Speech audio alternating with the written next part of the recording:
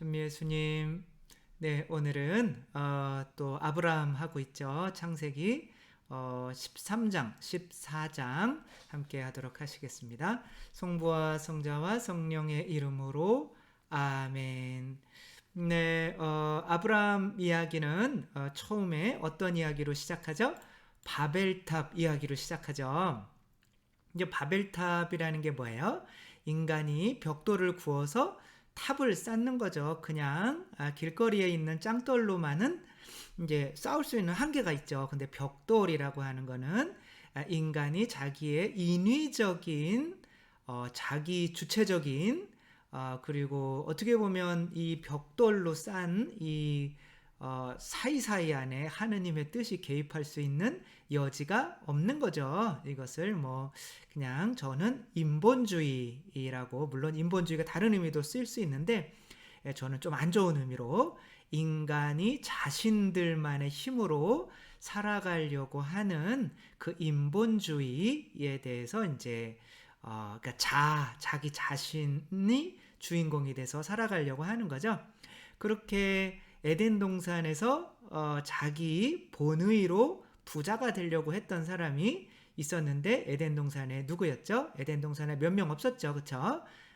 그런데 그 누구예요? 아담과 하와인 거죠. 하느님께서는 내가 너 부자 되는 거 축복 주는 거 내가 책임질게 라고 하는데 됐거든요. 그거는 내가 책임질게요 라고 하면서 선악과를 따 드신 거죠. 그렇게 그게 이제 인본주의인 건데 하느님 주체, 하느님 본위로 돌아가려면 다시 선악과를 주님께 봉헌하는 것으로 가야 된다. 오늘 대충 무슨 얘기가 나올지 짐작이 가시죠? 오늘은 십계명이 아니라 11조가 처음으로 등장하는 거예요. 그래서 이제 창세기 아니라 뒤에 있는 모든 성경 내용은 창세기 1장에서 3장까지를 해설하는 것으로 보면 된다고 그랬죠. 여기에서는 조금 그 선악과에 집중해서 이렇게 보면 될 것 같아요. 그래서 땅을 차지하는 것은 인간의 본의가 아니라 그렇게 해봐야 너희들은 서로 싸우고 갈라질 뿐이다 라고 하면서 언어를 이렇게 허틀어 놓으셨죠. 근데 거기에 이제 믿음의 성조로 누가 등장해요? 아브라함이 등장하는데 아브라함은 내가 너한테 땅 줄게 라고 하느님께서 약속을 하신 것을 굳게 믿죠. 그래서 하느님 뜻에 맡기는데 그렇게 땅을 차지하는 방법이 12장에서는 어떤 것이다? 내 가장 고귀한 것을 누군가에게 내어줌으로써 그 내가 내어주는 것의 가치를 그 사람이 깨닫게 될 때 그 사람이 나에게 마음을 열고 자기가 가진 것을 모두 내어놓고 그 사람이 나중에는 이 아브라함의 안식처가 되는 거죠. 그렇게 이집트를 차지하는 것과 가나안 땅을 차지하는 것과는 같은 이야기라는 거죠. 이것이 이렇게 상징성을 가지는 이유는 이 가나안 땅 너에게 줄게 라고 했지만 아브라함이 실제적으로 눈에 보이는 가나안 땅을 차지한 것은 없어요. 그 막펠라의 무덤 안에 묻기 위해서 그 무덤 하나밖에 없는 거죠. 결국에는 그 무덤을 차지하게 되는 거죠. 무덤이라고 하는 것은 사람으로 치자면 어떤 죽은 사람인 거죠. 그러니까 제가 막 엄마가 아닌가 막 그러면서 그런 의심이 들 때 어머니가 이렇게 엄청난 이렇게 사랑을 보여주시면 내가 죽는 거죠. 그리고 어머니의 뜻을 받아들이게 돼서 어머니가 또 저 때문에 행복한 분이 되게 되는 거죠. 그렇게 땅을 차지하는 거다라는 것을 이제 지금까지 한 거고, 이제 여기 13장에서부터는 뭐가 나오냐면 롯과의 이야기가 나와요. 그래서 간단히 살펴보면 맨날 간단히 한다고 하는데 전혀 간단하지 않았던 것에 대해서 큰 사죄의 말씀을 드리지만 또 오늘도 간단히 하려고 노력을 하는 거죠. 설명을 드리면 이제 롯이라고 하는 이제 사람과 롯이 이제 조카죠. 그러니까 롯과 아브라함이 재산이 너무 많이 늘어나는 거예요. 그러니까 아브라함이 롯에게 이게 서로 이제 막 공간은 한정돼 있고 땅 얘기하는 거죠. 계속 축복인 거죠. 축복. 땅은 축복인 거죠. 근데 이제 그 공간은 한정돼 있고 롯의 재산도 늘어나고 아브라함의 재산도 늘어나니까 야, 여기가 다 그냥 우리 땅 아니냐? 실제로는 땅이 아닌데, 그러니까 우리 땅 아니냐? 너 네가 동쪽으로 가고 싶으면 나는 서쪽으로 가고, 네가 남쪽으로 가고 싶으면 난 북쪽으로 가고 할 테니까 서로 서로 그냥 이렇게 땅을 갖자. 여기 안에는 아브라함이 좋은 땅은 내가 가져야지라고 하는 마음이 있어요, 없어요? 없죠. 왜 없는 걸까요? 예, 아브라함의 모든 삶은 누구에게 맡겨진 삶이에요? 하느님 섭리에 맡겨진 삶인 거죠. 그러나 롯은 어때요? 롯은 아까 인본주의를 가지고 있는 거죠. 그래서 롯은 이렇게 보니까 저쪽이 이집트처럼 아주 그냥 그 좋아 보여요. 이집트 나일강 삼각주. 그러니까 다시 이집트로 내려가는 거죠. 다시 인본주의로 내려가는 거죠. 그거를 상징하는 거죠. 그렇게 내려간 롯은 결국에는 어디에 진을 치냐면 소돔 땅에 진을 치게 되는 거죠. 그러니까 소돔 땅은 이렇게 여기가 이렇게 되고 여기가 이제 갈릴레아 호수고 이게 뭐겠어요? 요르단강이죠, 그렇죠? 여기가 뭐겠어요? 사해인 거죠. 그러니까 이제 사해가 약간 땅콩 모양으로 생겼는데 여기가 이제 소돔과 고모라 땅, 그때 이제 유황불이 떨어져서 멸명해서 지금은 사해 죽은 바다가 소금만 있는 거죠. 되어 버린 거죠. 그래서 소금 바다라고 제가 눈을 가리고 있었네요. 그래서 소금 바다라고 하면 이제 죽음을 지옥을 의미하게 되는 거죠. 그래서 이 소금 바다와 뭐가 쭉 내려가면 여기 뭐가 있냐면 나일강 삼각주가 있는 이집트가 있는 거죠. 그래서 이집트로 내려간다는 것과 이 소돔 땅으로 여기 이집트 여기 이게 나일강이에요. 이집트로 내려온다는 것과 같은 거죠. 이거는 지중해인 거죠. 그렇게 소돔까지 가서 이렇게 했다는 건 이제 자기 인본주의로 다시 선악과를 바치지 않는 하느님께 그러한 내 능력으로 부자 될래라고 하는 삶으로 이제 롯은 가버렸고 아브라함은 하느님께 계속 자기의 모든 것을 맡기는 삶으로 이렇게 간 거죠. 그러니까 이제 아브라함한테 하느님께서는 17절 보면 자 일어나서 이 땅을 세로로 질러가 보기도 하고 가로로 질러가 보기도 하여라. 하느님께서 아브라함에게 말씀하시는 거예요. 내가 그것을 너에게 주겠다. 그러니까 이게 무슨 소리예요? 롯은 내 힘으로 땅을 찾아 나섰지만 아브라함은 하느님이 땅을 주시는 거야.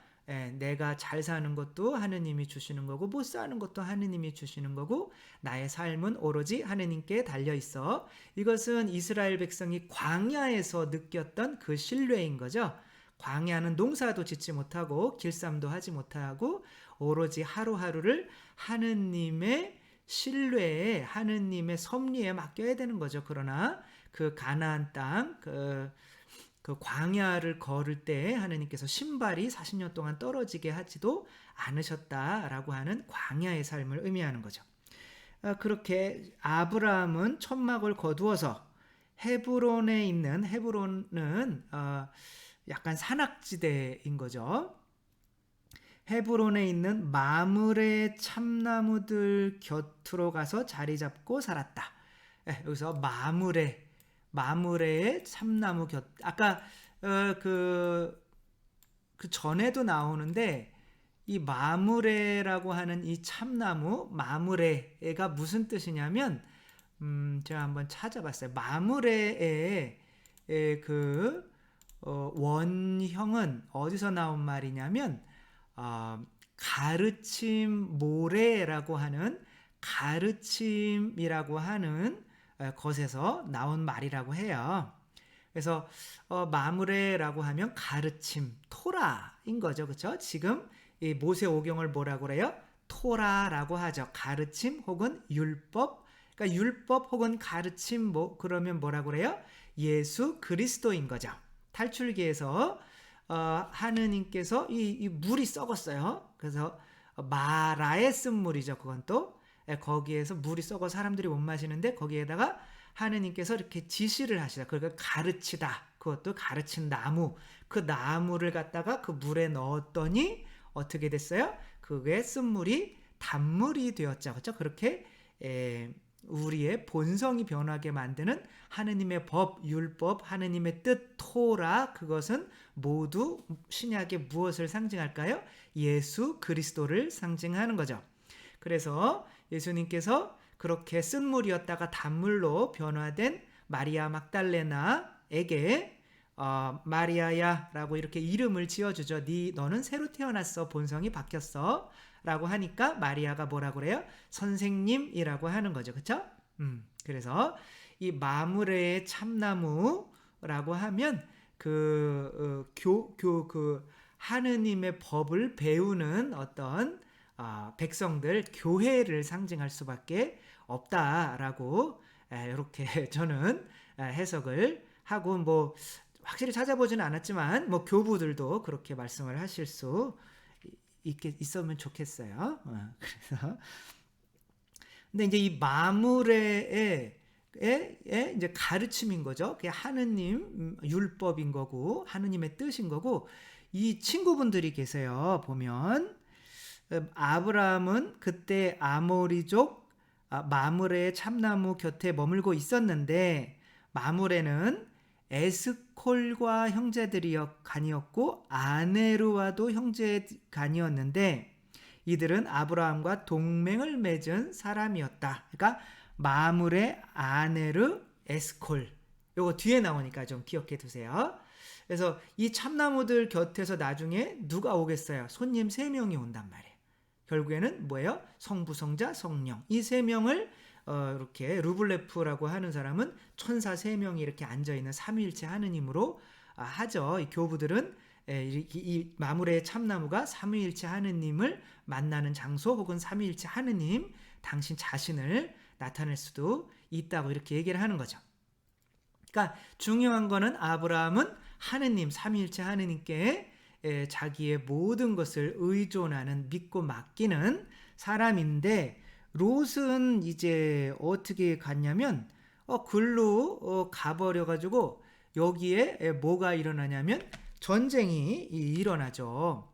이렇게 이제 여기가 갈릴레아 호수고 요르단이고 이제 사해가 있는데, 이 요점에 살고 있는데 이 위에서 이제 막 쳐내려 내려오는 거예요. 어떤 왕들이 쳐내려 내려오냐면은 5개의 나라가 협력한 왕들. 숫자에서 5은 뭘 의미할까요? 오감을 의미해요. 오감. 인간의 오감. 인간의 오감은 결국엔 뭐예요? 3구인 거죠. 3가지 인간의 원수인 거죠. 세속육신 마귀에 어떻게 보면 이 롯이 쏠려 다니는 거예요. 그런데 여기가 이제 롯이 저항하는 것은 뭐예요? 4나라 왕들의 합의예요. 넷은 뭐냐면 그냥 인간이에요. 인간. 그러니까 인간 스스로 이 인간의 그 욕구, 3가지 욕구, 3구 혹은 오감을, 이게 오감이 계속 나와요. 만약에 누구예요? 다윗이 골리앗과 싸우러 나가잖아요. 그럼 다윗이 골리앗과 싸우는, 골리앗은 어마어마하게 큰 사람인데 하느님께 의탁해서 저놈을 이기려면 내 자신이 죽어야겠죠. 그러면은 그렇게 정화된 조약도를 몇 개 가지고 나가야겠어요? 5개. 내 오감이 정화되는 거, 3구가 정화되는 거죠. 하느님께서 예수님께서 광야에서 뭘 정화시킨 거예요? 이 3구. 그러니까 오감을 정화시킨 거죠. 그렇지 않으면 누군가에게 도움이 될 수가 없는 건데, 이 오감은 인간 스스로의 힘으로는 정화될 수가 없다는 거죠. 그 마므레의 참나무, 그러니까 하느님으로부터 은총을 받아야 이 3구가 정화될 수가 있는 거죠. 이 3구가 정화되지 않았기 때문에 내 힘으로, 세속육신 마귀 내 힘으로 세속은 뭐예요? 저 선악과를 가져야겠다. 육신은 뭐예요? 먹어야겠다. 마귀는 뭐예요? 저거를 먹으면 내가 하느님처럼 된다. 이런 이 인본주의로 만드는 이것을 인간 스스로는 극복할 수 없는 상태가 되었다는 거예요. 이것을 원죄라고 하는 거죠. 근데 롯은 이것을 자기의 힘으로 극복하려고 하다 보니까 안 되는 거야. 그러니까 이 다섯에 어떻게 돼요? 얘네들이 다 끌려가죠. 여기서 있는 그래서 롯도 얘네들한테 잡혀서 끌려가요. 그러니까 이 얘기를 듣고 아브라함이 참나무 곁에 있다가 이놈들 봐라. 그리고 얘네들을 치러 가는데 몇 명이 가냐면 313명이 가요. 아브라함이 그 안에서 태어난 거예요. 아브라함 안에서. 그러니까 318은 도대체 뭘까? 이거가 정말 아브라함은 이 세속육신 마귀가 나는 정화된 상태로 있어야 이집트에서 사라이를 내어주어서 그 이집트 왕 파라오를 어떻게 보면 이겼잖아요. 그렇죠? 그런 것처럼 내 자신을 아브라함이 나는 내 자신을 이긴 사람이야 라는 것을 나타내는 숫자면 좋겠다 라고 했는데 그 뭐 찾아보니까 암브로시우스가 그 318명에 대해서 이렇게 이야기를 하죠. 실제로 그리스 문자 타우는 십자가를 나타내죠.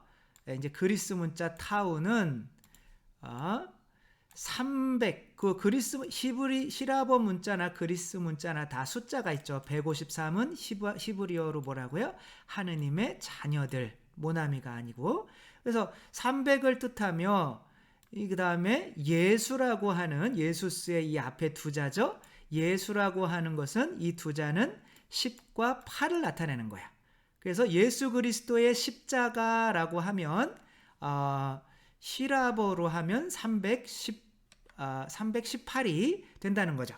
3은 뭐예요? 십자가, 18은 예수. 그러니까 예수님의 십자가로 에다가 뭐를 죽인 거예요? 자기 자신을 죽인 거죠. 세속육신 마귀를 죽인 거죠. 아브라함은 그런 식으로 롯을 쫓아갔기 때문에 롯을 이렇게 다시 데려오고 거기에 있는 전리품들을 엄청 얻어오게 되는 거죠. 그렇게 얻어올 때 누구를 만나냐면 멜키ጼ덱을 만나요. 살렘의 왕 멜키ጼ덱. 말락 그러면 임금이라는 뜻이 있고 체덱 그러면 정의라는 뜻이 있을 거예요. 아마 맞을 것 같아요. 그래서 정의의 왕, 그 살렘은 또 뭐예요? 샬롬 그러면은 평화죠. 그렇죠? 그러니까 정의의 왕, 평화의 왕인데 이분이 또 직업이 왕이면서 뭐냐면 사제예요. 자, 이제 아브라함이 어떻게 자기 육체를 이기고 또 롯을 어떻게 보면 악으로 빠져가는 롯을 구해올 수 있었는지에 대해서 나와야 되잖아요. 그래서 이 에덴 동산에서 아담에게 짐승들에게 이름을 지어줘라 라고 하는 것을 왜 못했을까요? 선악과를 따먹었기 때문에 그런 거죠. 그렇죠? 세속육신 마귀가 나를 지배하고 있기 때문에 롯과 같이 짐승처럼 살아가는 사람들에게 이름을 지어줄 수가 없고 참다운 스승이 될 수가 없는 거죠. 마리아 막달레나가 라쁘니 스승님이라고 하잖아요.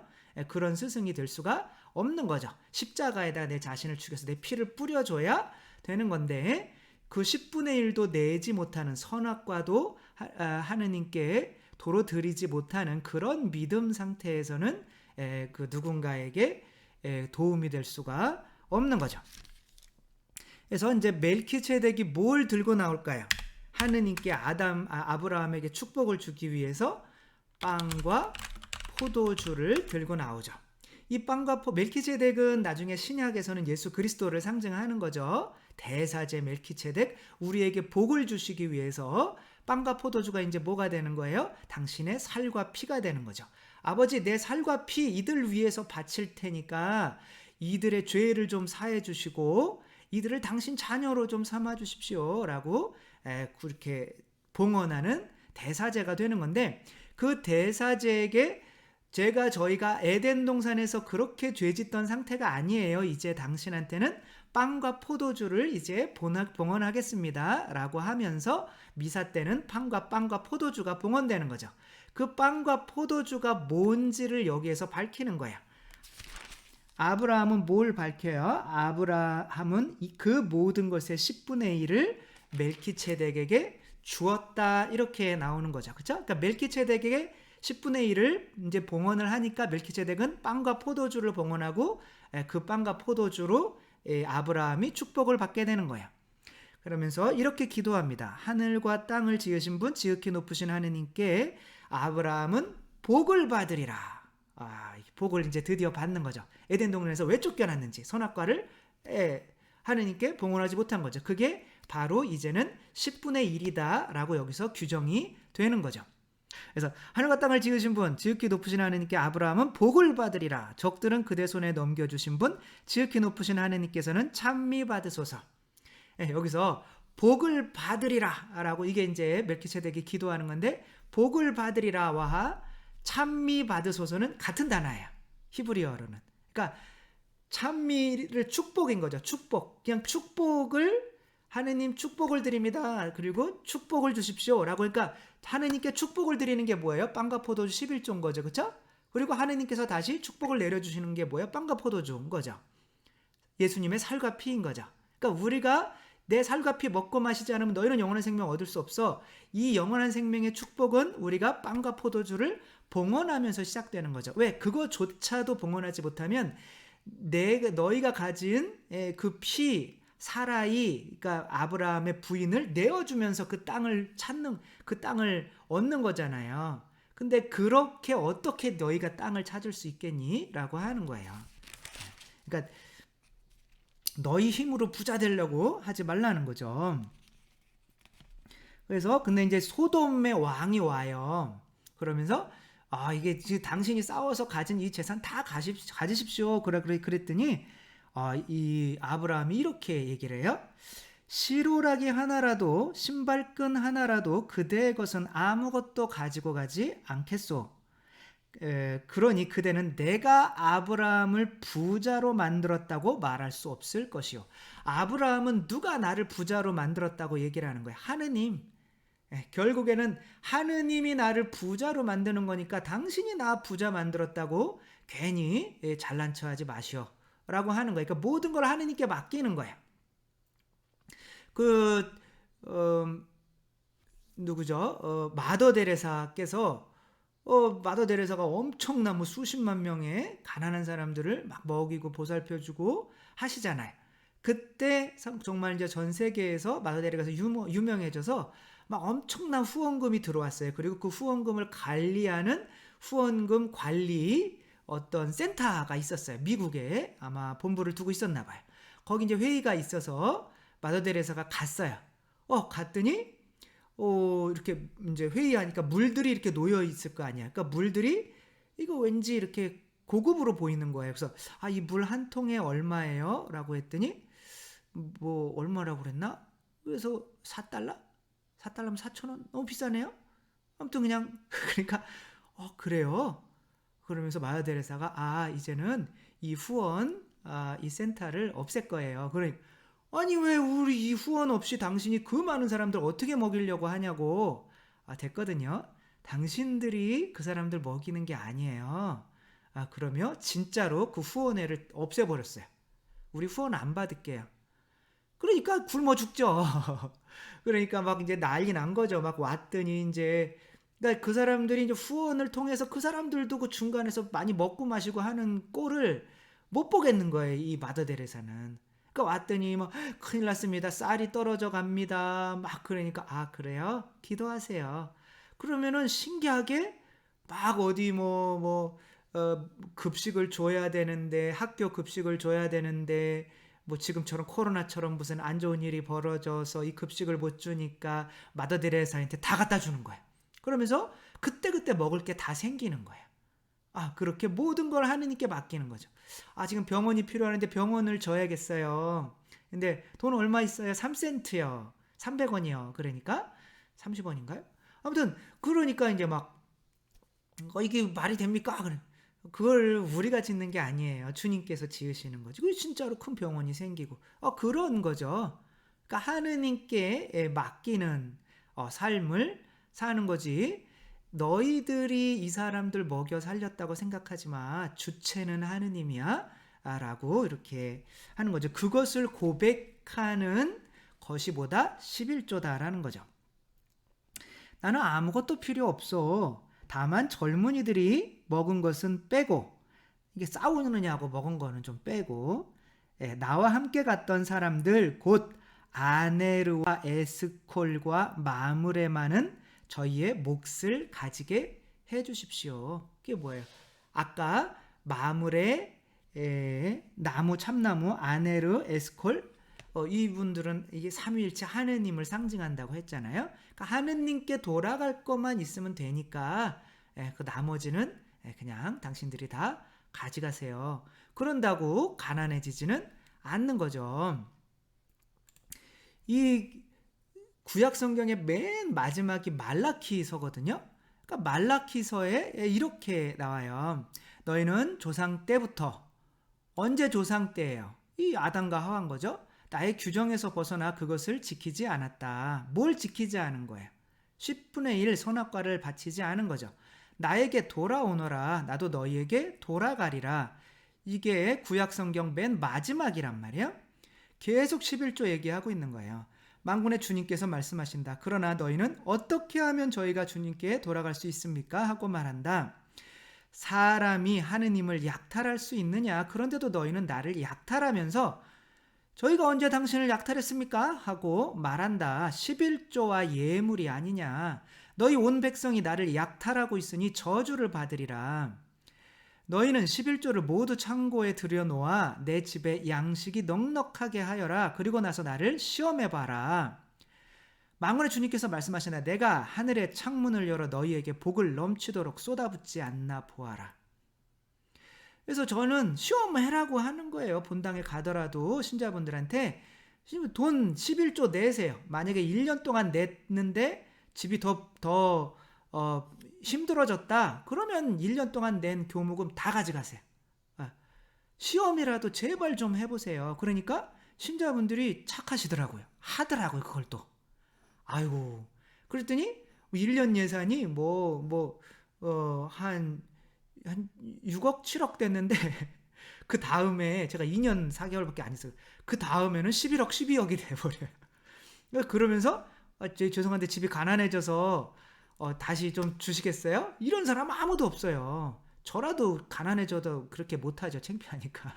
근데 실제로 정말 가난해지고 정말 쓸 돈이 없으면 달라 그럴 거 아니에요. 그런 분이 한 분도 안 계세요. 다 이상하게 말이 계산으로 말이 안 되는데 빚을 다 갚았다. 몇 년 동안 못 갚는 이상하게 차를 새 거로 바꾸게 됐다. 사고 났는데 다른 분이 또 사로 사주셔서 그래서 이런 좋은 일들만 막 했고 정말 저한테 단 한 분도 11조를 내서 더 가난해졌습니다. 이런 분 한 분도 없었어요. 근데 우리는 이제 교회 법에서도 11조를 없애버리고 어떻게 해요? 이제 개신교만 11조 내고 있고 저는 11조를 내고 있는 이상 개신교가 지금 아무리 욕을 먹어도 천주교 신자보다 개신교 신자가 우리나라에 많을 수밖에 없다고 생각해요. 왜? 그 사람들은 11조 내면서 체험을 하거든요. 내본 사람들은 아무리 욕먹고 뭐라고 하더라도 거기에서 체험하는 이것은 따라올 수가 없어요. 근데 너무 안타까운 거는 이제 천주교에서 그것을 어떻게 보면 버렸다는 거죠. 그래서 오늘 핵심은 그거예요. 어떻게 주님 복 받으십시오. 주님의 복을 주님 찬미 받으십시오. 그러니까 주님께 복을 드리는 게 뭐다? 11조다. 그래 네가 나한테 복을 줬어? 그럼 나도 너한테 복을 줄게 라고 하는 게 영원한 생명이다 라고 하는 거죠. 주님께서 여러분과 함께 전능하신 천주 성부와 성자와 성령께서는 여기 모인 모든 이에게 축복을 내리시어 길이 머물게 하소서. 주님을 찬미합시다. 하느님 감사합니다. 성부와 성자와 성령의 이름으로 아멘. 감사합니다. 사랑합니다.